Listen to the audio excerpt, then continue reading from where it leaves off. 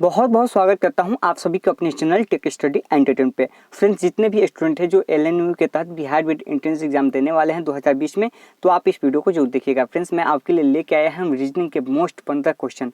इसमें से आपको जो है सॉल्व करना है सभी क्वेश्चन को, और वीडियो के लास्ट में आपको बताना है कि आपने कितना सही किया है, अगर आपने अभी तक तैयारी की है तो। अगर आपकी तैयारी अच्छी है तो आप जो है 15 से 15 क्वेश्चन कर सकते हैं। अगर आपकी तैयारी कम होती है तो फिर आप कमेंट करके मुझे बताएंगे, तो मैं आपको कुछ सोल्यूशन यहाँ पे बताने वाला हूँ। तो मैं 15 क्वेश्चन को सॉल्व करके दिखाऊंगा। तो आपको करना क्या है, जब फर्स्ट क्वेश्चन आपको स्क्रीन पर दिखे तो वहाँ पे वीडियो को रोक देना है, उसके बाद आपको उसको सॉल्व करना है, फिर मैं आंसर बताऊँगा तो उसको आपको मिला के बताना है। ठीक है, तो शुरू करते हैं पहले क्वेश्चन के साथ। तो पहला क्वेश्चन है यहाँ पे कि यहाँ पे देख सकते हैं 264 स्टार मार्क 2 है, या आप उसको स्टार मार्क कहिए, अगुना कहिए, इक्वल टू 6 है, तथा 870 स्टार मार्क 3 इक्वल टू 11 है। तो 735 स्टार मार्क 5 बराबर कितना होगा। थोड़ा सा यहाँ पे मैं आपको बता दूं कि यह क्वेश्चन जो है किस तरह से आप बना सकते हैं। देखिए, यहाँ पे बनाने का तरीका जो है कई तरीक़ों से होता है। यहाँ पे मल्टीप्लाई भी हो सकता है, आपका यहाँ पे डिवाइड भी हो सकता है, प्लस भी हो सकता है, माइनस भी हो सकता है, सभी हो सकता है इसमें। तो अब मैं यहाँ पे आपको बता दूं कि आप जो नॉर्मली इसको सॉल्व कैसे करते हैं। तो नॉर्मली सॉल्व करेंगे तो यहाँ पे देखिए, ऐसा तो कोई लॉजिक नहीं मिल रहा है जिससे आसानी से सॉल्व हो, लेकिन हाँ एक लॉजिक यहाँ पे है। क्या कीजिएगा, 264 है, 264 को आप 2 से भाग दे दीजिए। ठीक है, 2 से भाग दे दीजिए तो कितना हुआ, 132 हुआ। कितना हुआ, 132 हुआ। अब देखिए इसमें अंक क्या है, 1 है, 3 है, 2 है। अब 1 और 3 और 2 को जोड़ दीजिए। 1 और 3 कितना होता है, 4, और 4 और 2 कितना होता है, 6 होता है। 6 यहाँ पे लिख दिया। क्या किया, जितना लिख दिया।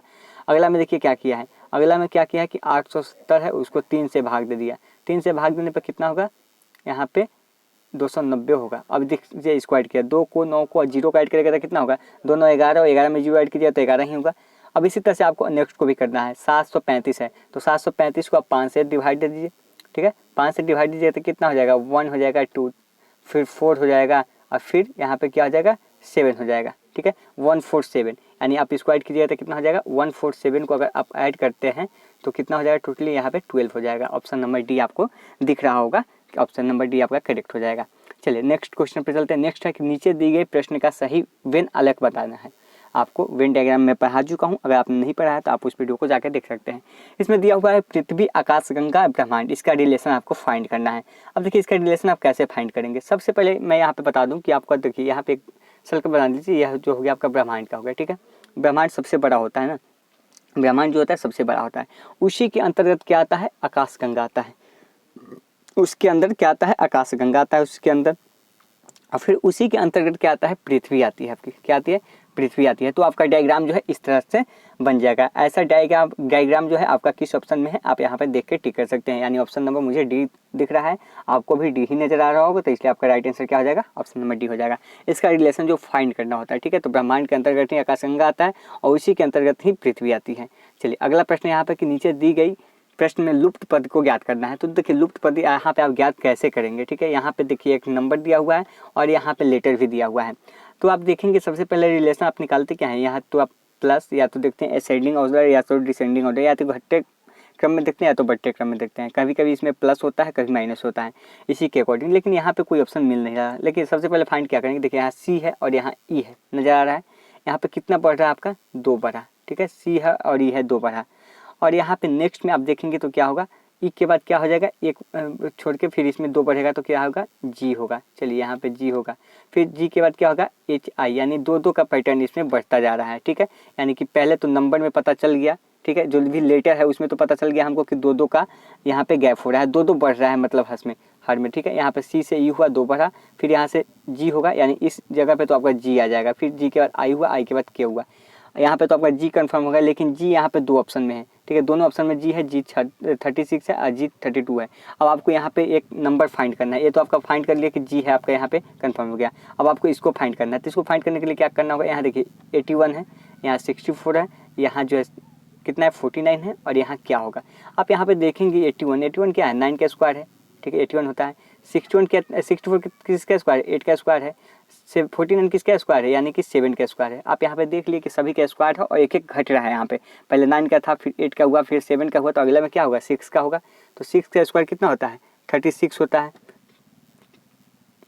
तो आपका राइट आंसर यहाँ से हो जाएगा यहाँ पे जी 36, यहाँ पे जी था और यहाँ पे 6 का स्क्वायर 36 हो जाएगा। राइट आंसर आपका हो जाएगा ऑप्शन नंबर ए। चलिए अगले प्रश्न को चलते हैं। अगला प्रश्न यहाँ भी आपको लुप्त अंक को ज्ञात करना है। तो यहाँ पे आप देखेंगे यहाँ पे क्या है, मैं बताता हूँ। यहाँ पे देखिए, या तो आप इस तरह से सॉल्व करके आपको यहाँ पे लाना है, ठीक है, यही आपको लाना है। आपको इसमें क्या करना है, मल्टीप्लाई कीजिए, डिवाइड कीजिए, प्लस कीजिए, माइनस कीजिए, इसी के अकॉर्डिंग आप यहाँ पे ला सकते हैं, या क्यूब कीजिए, स्क्वायर भी होता है। देखिए आपको सिंपली तरीका मैं बताता हूँ कैसे करना है आपको। अभी आप यहाँ पे देखेंगे 169 किसका स्क्वायर है, 13 का है। 121 किसका है, यहाँ पे 11 का है। और 64 किसका है, 8 का है, ठीक है, 8 का स्क्वायर है।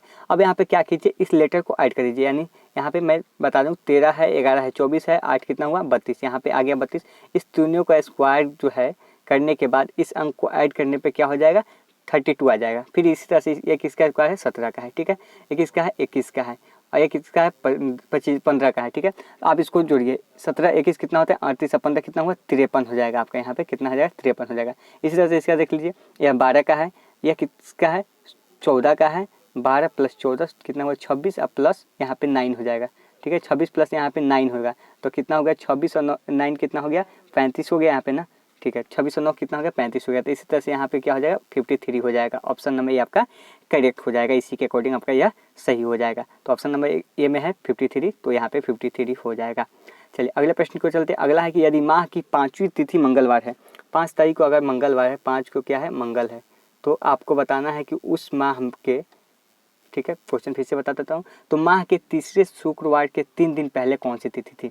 तो यहाँ पे पहले मैं बना देता हूँ, 5 को क्या है, मंगलवार, ठीक है, और तीसरे यहाँ पे शुक्रवार। तो सबसे पहले आप क्या कीजिए, यहाँ पे शुक्रवार फाइंड कीजिए। तो 5 को कौन सा दिन है, यहाँ पे मंगलवार है, तो शुक्रवार में क्या ऐड कीजिएगा, 3 दिन ऐड कीजिएगा, तो शुक्रवार होगा, ठीक है। यानी कि 8 को क्या होगा आपका, शुक्रवार होगा।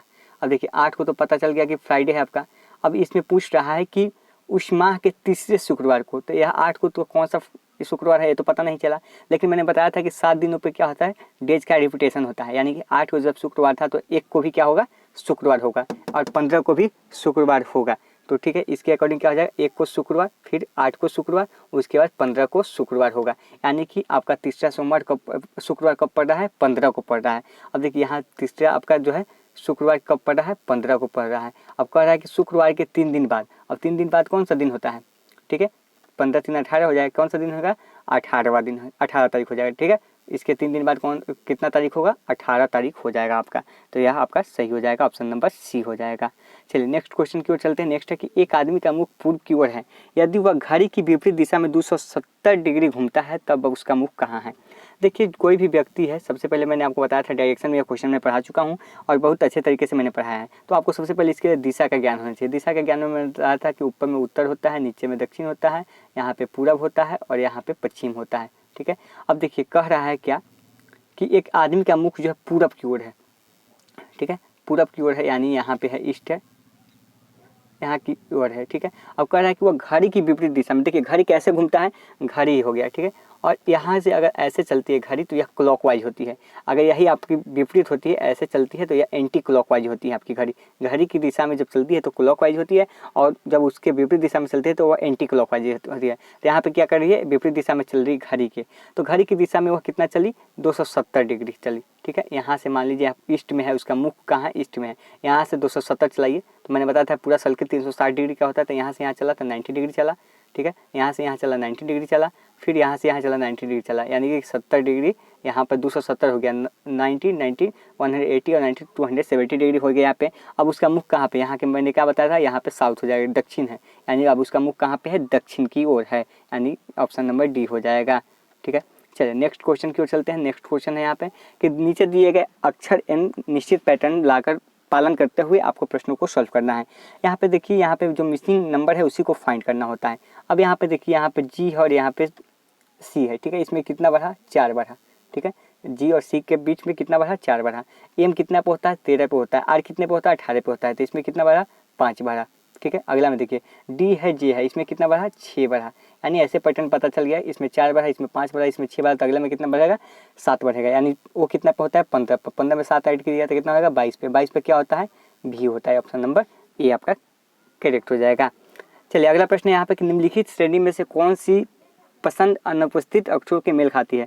यह जो आपका डिक्टेट सीरीज का क्वेश्चन है और यह मोस्ट इंपॉर्टेंट क्वेश्चन है, इसको आप जरूर याद कीजिएगा। ठीक है, आपको इसको जो है बना लेना है किसी भी तरह से। चलिए इसमें देखिए सबसे पहले इसमें लेटर काउंट करेंगे, तो लेटर की संख्या इसमें देखिए 16 है। अब इसको पेयर में बना लेंगे, 16 है तो 4 × 4 के पेयर में कर लेंगे, अगर 15 रहेगा तो 3 × 5 के पेयर में या 5 × 3 के पेयर में।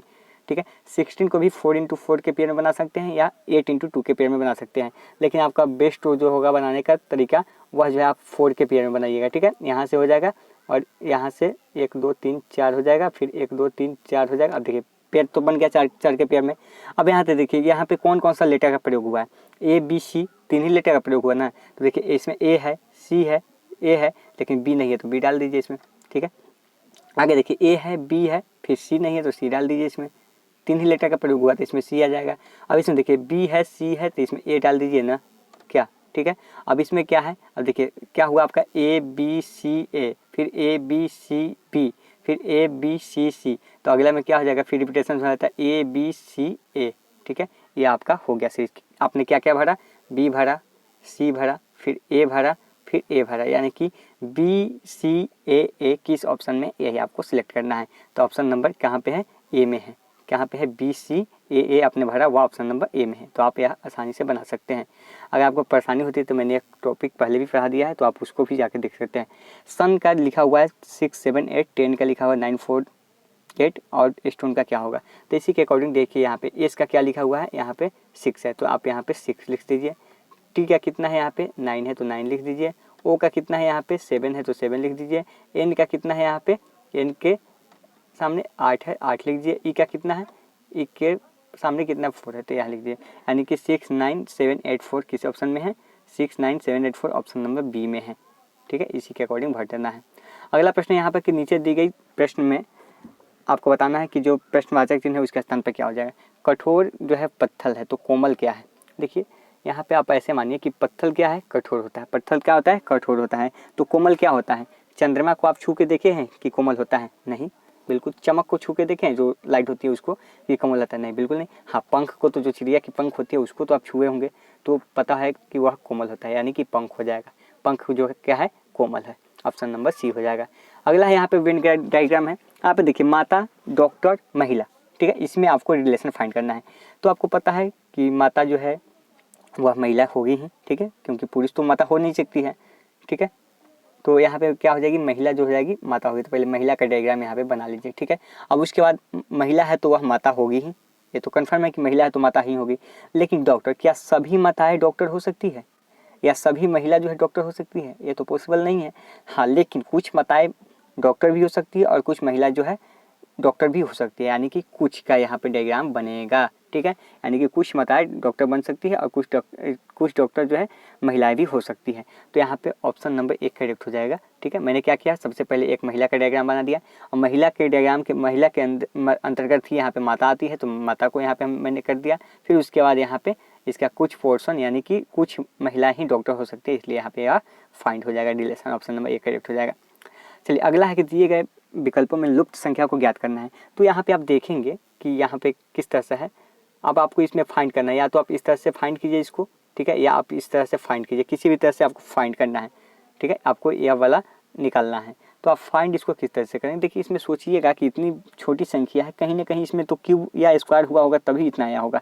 तो क्या करना है, देखिए 11 का स्क्वायर कीजिए, कितना होता है, 11 का स्क्वायर कितना होता है, 121 121 होता है। ठीक है, 3 का स्क्वायर कितना होता है, सॉरी 11 का स्क्वायर, ठीक है, 3 का क्यूब कर दीजिए, 3 का क्यूब कितना होता है, 27 होता है। अब इस दोनों को ऐड कीजिए, 121 और 27 कितना होता है, 148 हो गया।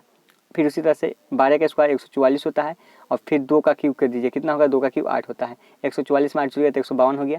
यानी कि पता चल गया कि लास्ट का इसका स्क्वायर और इसका क्यूब करके ऐड करेंगे तो आ जाएगा। तो 5 का स्क्वायर कितना होगा, 25 होगा। 1 का क्यूब कितना होगा, 1 ही होगा। तो 25 और 1 ऐड कीजिए तो कितना हो जाएगा, यहाँ पे 26 हो जाएगा।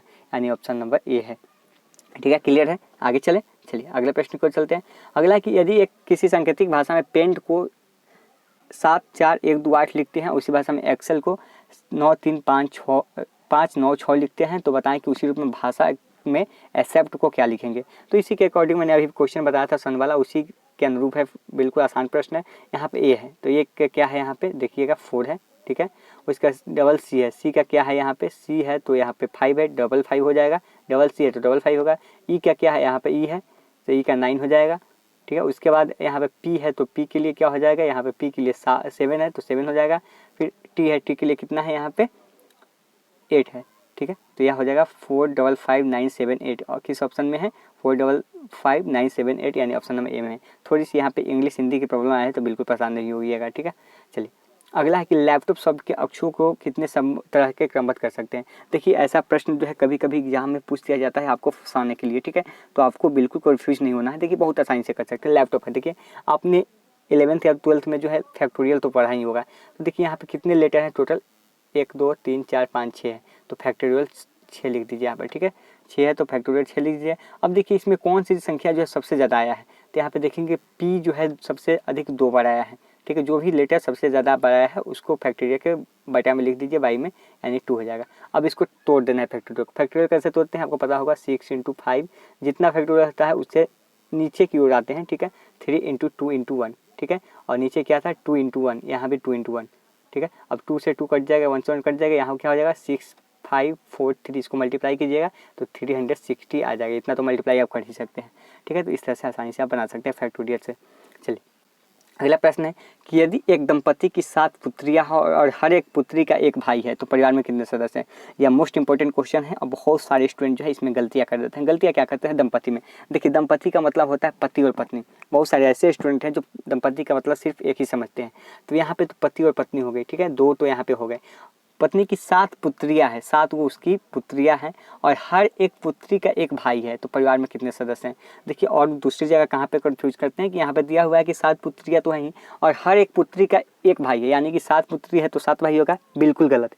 यह जो है बिल्कुल गलत है, 7 भाई नहीं हुआ। देखिए मान लेते हैं कि आप अपने फैमिली में आपकी 3 बहन हैं और आप एक भाई हैं, तो तीनों बहन के लिए तो आप एक एक भाई हुए ना, ठीक है, सबके लिए तो भाई एक एक हुए ना। तो यहीं पे स्टूडेंट जो है कन्फ्यूज कर जाता है, यानी कि 2 दंपति है, ठीक है, उसके बाद 7 पुत्रियां है और 7 पुत्रियां का एक एक भाई है, मान लो एक ही भाई है 7 का है, तो यहाँ पे टोटल कितना हो जाएगा, यहाँ पे 10 हो जाएगा। यही कंफ्यूज नहीं करना है, बहुत सारे स्टूडेंट यहाँ पे कंफ्यूज कर जाते हैं। तो इसी के अकॉर्डिंग आपको आंसर इसको बनाना है। तो फ्रेंड्स ये था आज का 15 मोस्ट इंपॉर्टेंट क्वेश्चन। आपको कैसा लगा वीडियो तो आप इसको कमेंट करके जरूर बताइएगा। तो मिलता है नेक्स्ट वीडियो में, धन्यवाद।